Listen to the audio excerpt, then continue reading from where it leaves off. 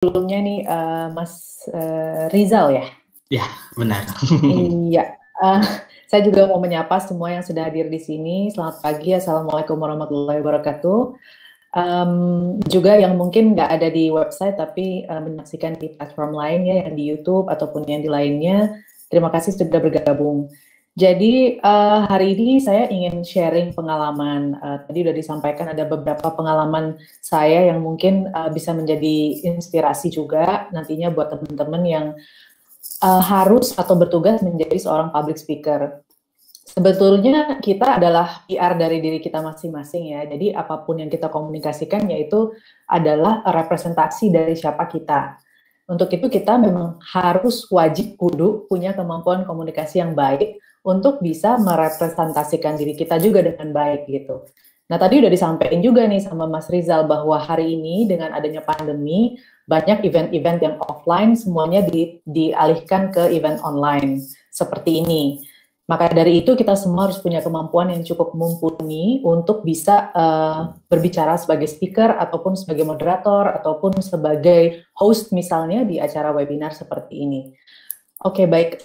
Jadi yang ingin saya sharing di sini materinya adalah how to be a good moderator di berbagai sesi termasuk juga sesi webinar. Oke, mungkin kalau yang sudah pernah melihat ya seseorang menjadi seorang moderator itu apa sih yang ada di pikiran kita gitu? Apakah dia seorang interviewer, apakah dia seorang yang membawakan acara, membawakan flow dan sebagainya, atau dia harus menjadi seorang ahli? Jawabannya adalah ya tiga-tiganya. Jadi seorang moderator itu yang pertama harus menguasai topik yang didiskusikan pada hari itu. Yang kedua juga harus menjadi pemandu acara atau pemandu diskusi. Dan yang ketiga juga harus menjadi seseorang yang terlibat dalam conversation tersebut. Nah, yang perlu saya garis bawahi artinya terlibat dalam conversation itu bukan berarti menjadi speaker, tetapi menjadi semacam pengatur gitu ya, pengatur flow. Nah, bagaimana caranya supaya si moderator ini tidak kesannya cuma menjadi pembaca pertanyaan. Nah, saya pengen sharing dulu nih ya. Banyak orang memang berpikir yang pertama kalau misalnya kita disuruh menjadi moderator ataupun MC ataupun public speaker itu kan kesannya mengerikan gitu ya. Saya pernah juga cerita bahwa ada survei di Amerika Serikat, seseorang itu takut sekali kalau disuruh bicara di depan umum. Dia itu khawatir berbicara di depan umum, lebih khawatir ketimbang berada di sebuah ketinggian atau berada di dalam serangan teroris atau bahkan kematian sekalipun. Saking nggak taunya mau berbuat apa kalau ditodong atau disuruh berbicara di depan umum. Tetapi itu semua bisa kita latih karena itu tadi kita semua punya modal suara, kita semua punya modal akal kita juga untuk memahami apa yang akan kita ucapkan. Yang penting adalah bagaimana membuat struktur pernyataan kita supaya mudah dimengerti oleh orang lain. Kunci yang lainnya adalah yang ingin kita sampaikan itu we have to keep it simple sehingga semua orang bisa mengerti apa yang kita sampaikan gitu. Karena berbicara kepada satu orang ataupun kepada ribuan orang itu impact-nya harus sama yang dirasakan oleh orang-orang tersebut atau oleh audiens kamu gitu, oleh audiens kita. Tidak hanya satu dua orang yang di bagian depan yang mengerti, tapi semua audiens gitu. Jadi itu juga mencakup bagaimana kita bersikap atau gesture body language kita, bagaimana kita menyampaikan dengan intonasi yang baik, bagaimana kita berdiri misalnya, bagaimana kita menjaga postur, dan bagaimana kita menghasilkan suara kita yang terbaik. Apakah suara kita sudah cukup dalam misalnya, kita bisa cari suara dari diafragma gitu. Sehingga suara yang kita hasilkan bukan suara yang cempreng atau yang keluar dari hidung gitu. Ada beberapa orang yang mungkin kebiasaan seperti itu, tapi itu bisa kita latih. Oke, itu sedikit overview aja mengenai public speaker. Kita langsung ke moderating ya. Nah, jadi moderating tadi sudah saya sampaikan bahwa ini seorang yang menjadi penyampai sebuah diskusi atau pembawa sebuah diskusi, bisa satu narasumber, dua narasumber, tiga narasumber, dan banyak sekalipun gitu. Jadi misalnya ada waktu yang dialokasikan untuk sebuah diskusi atau FGD, seorang moderator harus paham betul karena dia akan menjadi timekeeper dari keseluruhan diskusi tersebut. Nah, kemudian kita harus menyiapkan pertanyaan. Apa topiknya? Apa sih goal dari diskusi ini? Itu perlu kita ketahui. Jadi kita memang perlu menyiapkan secara tertulis pertanyaan-pertanyaan. Tetapi jangan terpaku pada pertanyaan word by word. Karena terkadang pertanyaan yang word by word itu pada saat kita menanyakannya kepada narasumber itu menjadi tidak relevan atau tidak sesuai dengan flow yang terjadi. Sehingga seorang moderator harus fleksibel. Mungkin kita udah siap nih pertanyaan. Ternyata dari apa yang sudah disampaikan sama speaker itu sudah terucap. Nah, bagaimana caranya kita untuk kembali menanyakan pertanyaan itu? Bisa kita lakukan dengan angle yang berbeda. Misalnya yang tadinya kita mau menanyakan apa penemuan terbaru Anda, misalnya. Nah, kebetulan dia sudah sampaikan itu. Sehingga pertanyaan berikutnya akan menjadi berbeda. Apa yang memulai Anda membuat research tersebut atau tulisan itu? Apa sih inspirasi di balik itu? Jadi, being flexible bisa berarti mencari angle-angle yang berbeda dari pertanyaan yang ingin kita sampaikan. Oke, kemudian again saya mesti menyampaikan bahwa we are not a question reader, tapi kita menjadi pengatur atau menjadi polisi dari si diskusi yang terjadi tersebut. Oke, boleh ke next slide, Mas atau Mbak? Moderator is not a question reader. Oke, yang pertama kita adalah wakil dari audience. Kita ingin mengangkat sebuah topik yang didiskusikan, tapi kemudian kita juga akan mewakili pertanyaan-pertanyaan dari audience yang ada. Untuk itu kita harus paham betul nih, apa sih yang menjadi permasalahan dari topik ini? Kalau perlu kita doing our own research. Dan memang itu sangat dibutuhkan untuk seorang moderator, karena tugas besar seorang moderator itu adalah 50%-nya di persiapannya. Topiknya apa, pembicaranya siapa, background-nya dia apa, gimana acaranya, venue-nya seperti apa, baju apa yang perlu saya kenakan, kemudian goal dari diskusi ini apa, kemudian audiensnya siapa. Nah, itu perlu kita research dan perlu kita ketahui sebelum acara. Kalau perlu kita juga mengetahui karakter dari narasumber kita, apakah dia talkative misalnya, atau irit bicaranya, atau dia punya pemahaman tentang sesuatu gitu yang harus kita ketahui, sehingga pada saat kita bertanya, pertanyaan kita sharp dan tidak bertolak belakang dengan pemikiran orang tersebut. Seperti itu. Kemudian pertanyaan kita sebaiknya simple dan dimengerti oleh narasumber dan audience. Kalau memang kita punya time constraint, ketika seorang pembicara itu berbicara banyak, kita boleh menghentikannya dengan halus dan kemudian mengalihkan ke topik bicaraan berikutnya, karena memang ada batasan waktu yang harus kita jaga. Oke, nah di sesi-sesi webinar biasanya ada semacam gladi resik begitu, istilahnya adalah dry run. Nah, ini penting sekali nih teman-teman untuk melakukan ini, karena kita bisa sekaligus ice breaking dengan si pembicara. Misalnya kita adalah moderator, jadi kita lebih familiar dengan pembicara kita, dengan host kita misalnya. Kemudian sebagai moderator, kita juga bertanggung jawab untuk memberikan semacam garis besar. Apa sih yang akan kita arahkan nih pembicaraannya kemana? Atau kita sebut juga dengan TOR, Terms of Reference. Paling tidak arahan pembicaraannya mau kemana. Kita tidak perlu memberikan pertanyaan dari 1 sampai 20 yang udah kita bikin kepada narasumber kita, tidak perlu seperti itu. Tapi kita harus membrief dia juga bahwa oke, jadi Ibu nanti pembicaraan kita arahnya ke sini gitu. Atau Ibu ada insight apa mengenai hal ini.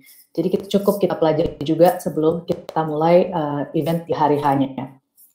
Oke, next question, next slide.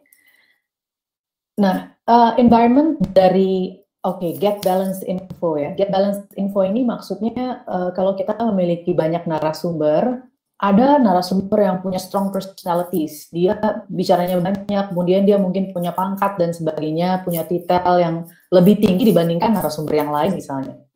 Tapi bukan berarti panggung itu hanya untuk dia. Nah, disinilah kunci dari moderator untuk bisa mengatur itu, sehingga semua mendapatkan porsi yang tepat, porsi yang cukup. Ada yang mungkin tidak perlu berbicara banyak, tapi bukan berarti dia tidak diberikan kesempatan. Nah, ini seorang moderator ini tadi sudah saya katakan boleh menjadi bossy in a nice way gitu. Maksudnya ketika speaker sedang berbicara panjang lebar, mungkin kemudian mengarah ke sesuatu yang out of the topic, boleh aja moderator bilang, oke, Bapak ini menarik, tapi mungkin kita akan kembali ke sana. Saya akan memperdalam dulu nih mengenai topik yang satu ini gitu. Jadi kemudian flow-nya kita kembalikan lagi kepada topik yang memang sedang kita bicarakan. Kemudian kalau kita memberikan pertanyaan, berikanlah pertanyaan yang simple, yang general. Kecuali kalau misalnya kita ingin menuju ke suatu pertanyaan yang sharp, itu boleh langsung ditanyakan, tapi biasanya narasumber itu ada yang straightforward, ada juga yang enggak gitu. Jadi kita perlu menyiapkan beberapa amunisi untuk bisa mengambil secara garis besar penjelasan beliau. Nah, oke, next. Ini adalah beberapa aspek yang perlu kita perhatikan ketika kita menjadi narasumber. Maksud saya moderator. Moderator itu memang bukan pekerjaan yang mudah, karena ini adalah perpaduan dari seseorang memandu acara yang harus memiliki kesabaran, memiliki empati, profesionalisme, dan juga bisa menjalin hubungan dengan narasumber. Sehingga ini semua bisa kita capai melalui latihan-latihan. Memang latihan itu sangat mahal harganya, jadi gunakanlah semua kesempatan yang ada, apakah itu dalam kelas, misalnya untuk menjawab pertanyaan dosen atau guru gitu, atau hanya sekedar memberikan apresiasi terhadap di dalam suatu acara gitu. Siapa yang bisa memberikan apresiasi jika kalian punya kesempatan itu, gunakanlah, karena itu adalah latihan-latihan yang bisa membuat kita semakin percaya diri untuk bisa tampil di depan umum dan kemudian jadi terlatih gitu. Nah, kemudian sebagai narasumber kita juga harus being humble. Maksudnya apa being humble di sini?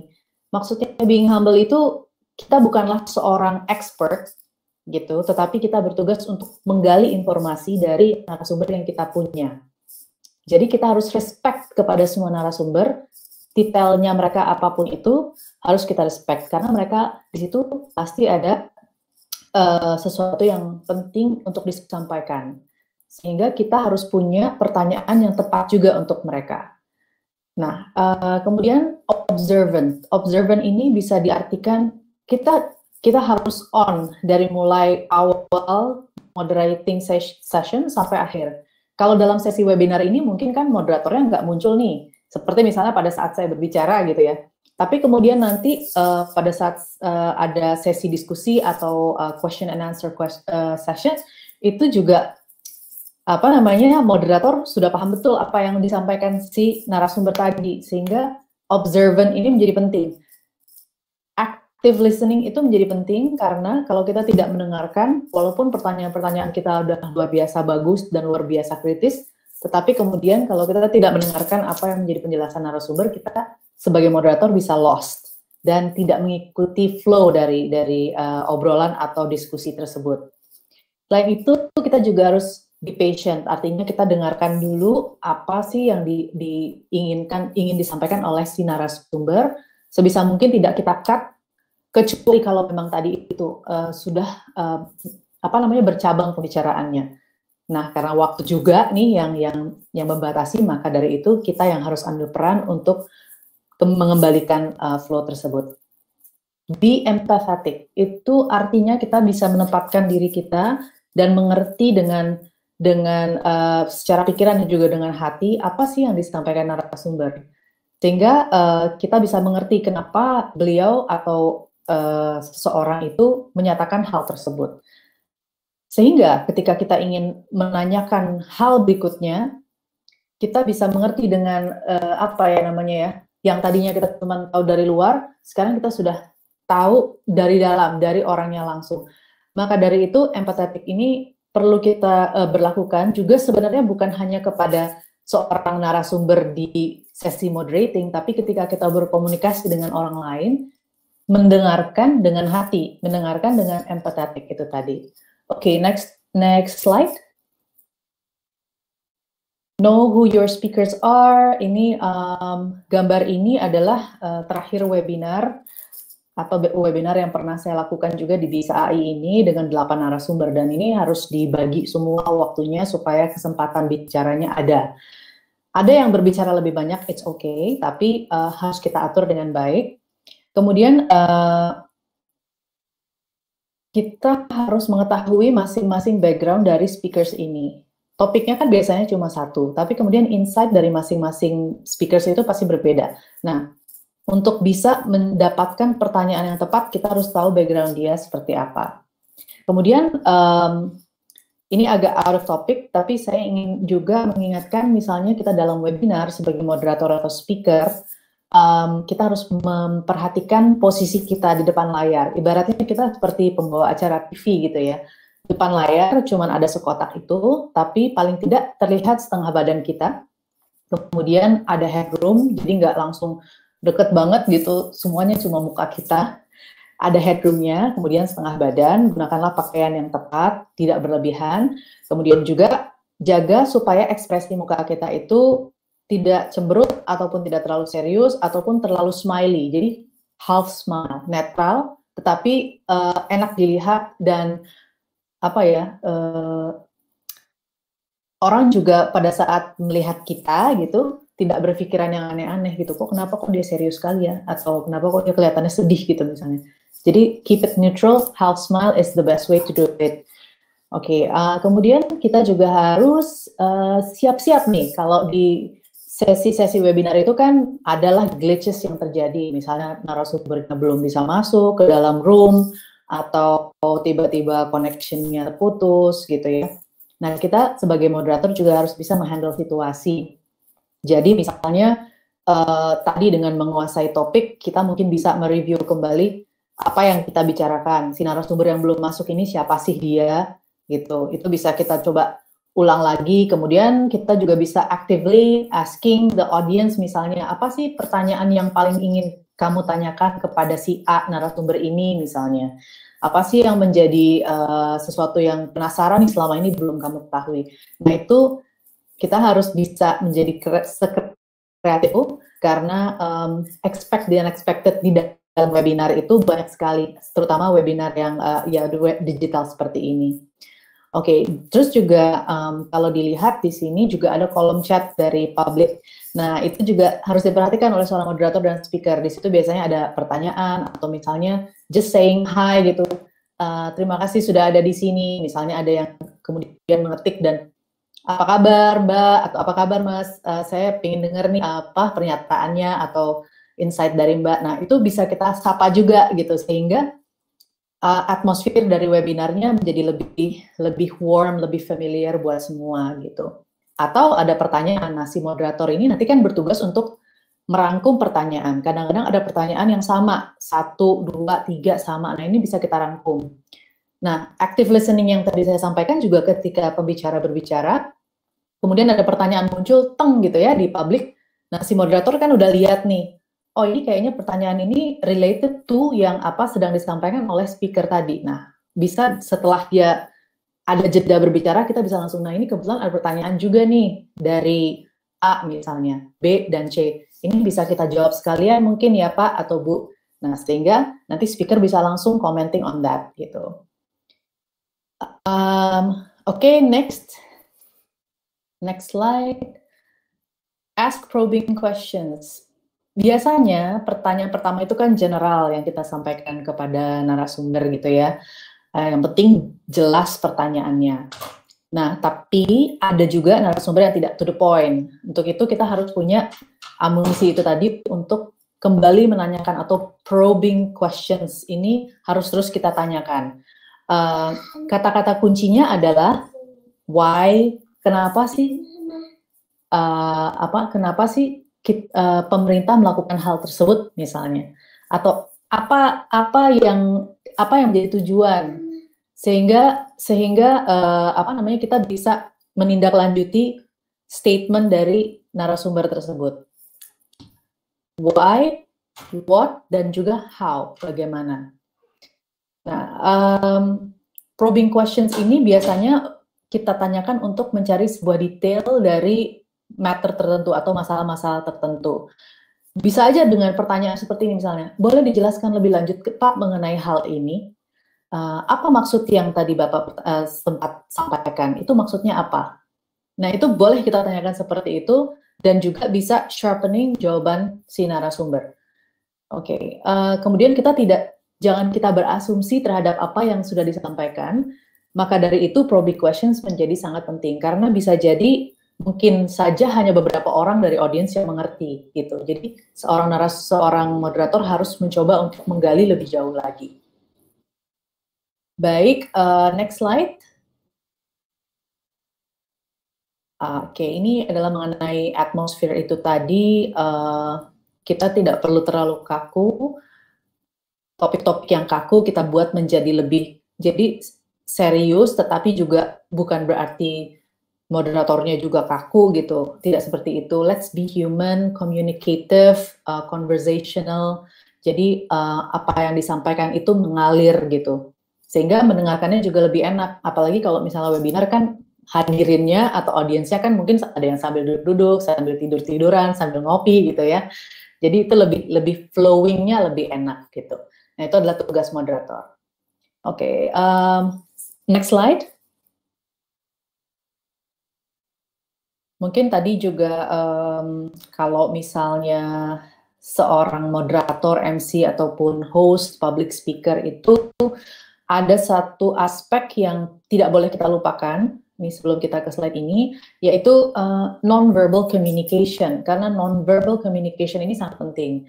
Kalau kita dalam sesi webinar, kan kita hanya tatap di layar ini saja ya, tapi kalau misalnya kita ketemu langsung itu kan ada gestures, ada apa namanya, aura yang mungkin lebih terlihat, kemudian suara kita, bagaimana kita membawakan itu lebih terlihat. Itu adalah the way we communicate as well. Kita belum ngomong satu kata pun nih, itu sudah bisa orang melihat, oke, kamu gaya komunikasinya adalah seperti itu, oh jalannya begitu. Cara jalan kita itu is a way of our communication as well. Jadi harus kita perhatikan, begitu kita naik ke atas panggung, bagaimana kita berdiri, bagaimana kita set tone bicara kita, itu adalah a way of our communication, skill juga. Sehingga non-verbal communication sangat penting untuk diperhatikan. Nah, di dalam sesi webinar, di mana hanya ada layar, memang tidak ada yang bisa menggantikan pertemuan fisik itu. Jadi, ya itu tadi, kita harus menjaga supaya muka kita yang cuma muka kita ini kelihatan ini tetap ramah, tetap tidak membosankan misalnya, terus paying attention, terus juga suara itu penting sekali, jelas yang disampaikan, karena dalam ilmu komunikasi mungkin semuanya juga udah tahu, sebetulnya apa yang kita sampaikan itu porsinya tidak lebih besar dari bagaimana cara penyampaiannya. Justru cara penyampaiannya itulah yang lebih penting. Nah, oke, baik, tadi mengenai know the guide, the next slide ya, know the guide inside out and relatable to everyone. Ini maksudnya kita boleh memahami panduan, wajib memahami panduan, tapi kita jangan terpaku hanya pada pertanyaan-pertanyaan itu. Bagaimana caranya kita bisa twisting pertanyaan itu, sehingga kalau sudah sempat disampaikan, kita cari dari angle yang lain. Atau belum tergali, kita cari lagi dari angle yang lain. Sehingga semua bisa memahami diskusi tersebut. Kemudian moderator juga bisa menyambungkan antara satu pembicara dengan pembicara yang lain. Misalnya pertanyaannya hanya satu, mengenai bagaimana pendapat semua narasumber mengenai satu topik. Tapi kalau di narasumber A misalnya, dia adalah seorang budayawan, kita gali dari segi budaya. Narasumber B adalah praktisi. Kalau berdasarkan pengalaman Mbak, gimana sih Mbak tampil di depan umum? Atau misalnya bagaimana sih Mbak mengenai wayang kulit? Tadi budayawan sudah menjelaskan soal background wayang kulit, history, dan sebagainya. Sementara seorang praktisi ini akan mempunyai insight yang berbeda lagi. Kemudian ada narasumber lain dengan background yang lain lagi. Jadi si moderator harus memberikan pertanyaan yang tepat gitu. Meskipun pertanyaannya sama, tapi caranya berbeda. Kemudian next slide adalah mengenai the key to everything, the key to being a good conversationalist atau communication specialist atau narasumber, speaker, moderator adalah be confident. Be confident may as well mean that you understand what you're saying and you keep it simple so that everybody understand. You already do your research behind, sehingga pada saat kamu tampil, kamu sudah memahami apa yang akan kamu sampaikan, sudah memahami topiknya juga, sehingga pergumulan yang ada di dalam otak, aduh apa ya, aku nggak ngerti nih mengenai masalah itu, sudah selesai. We have to make it done before the event. Nah, riset zaman sekarang itu kan banyak sekali dan mudah sekali ya, misalnya dengan kita bisa browsing dan sebagainya. Nah, pada saat kita menjadi speaker atau moderator, kita juga bisa melakukan riset terhadap audience kita in advance. Misalnya acaranya besok hari ini kita bisa bikin semacam survei, apakah melalui email, misalnya pertanyaan seperti ini, apa target yang ingin kalian capai dari webinar ini? Sehingga kita tahu persis apa sih yang ingin orang ketahui. Kemudian riset kecil-kecilan, misalnya topiknya mengenai apa? Oh, mengenai mental illness, pengalaman apa yang pernah kamu rasakan, apa beberapa pertanyaan yang related to that topic itu bisa ditanyakan. Sehingga pada saat webinar arahnya bisa lebih jelas dan juga kita bisa mengappreciate dan mengakomodir semua audiens kita. Oke, kemudian kalau bicara mengenai confident, itu kuncinya itu tadi cuma latihan.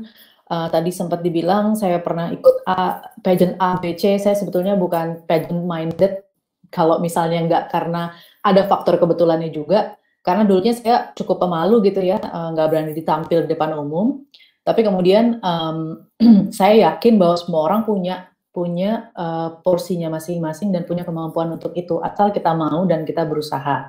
Jadi kenalilah diri kamu, apa kelebihan kamu, kemudian galilah itu. Kalau kita pintar, misalnya kita seorang IT specialist atau computer specialist, itu kelebihan. Tapi untuk menjadi seorang confident public speaker, bagaimana caranya? Oke, saya sudah mengerti materi, bagaimana supaya materi yang saya sampaikan ini bisa di-accept atau bisa dimengerti oleh banyak orang. Buatlah kalimat-kalimat yang simple.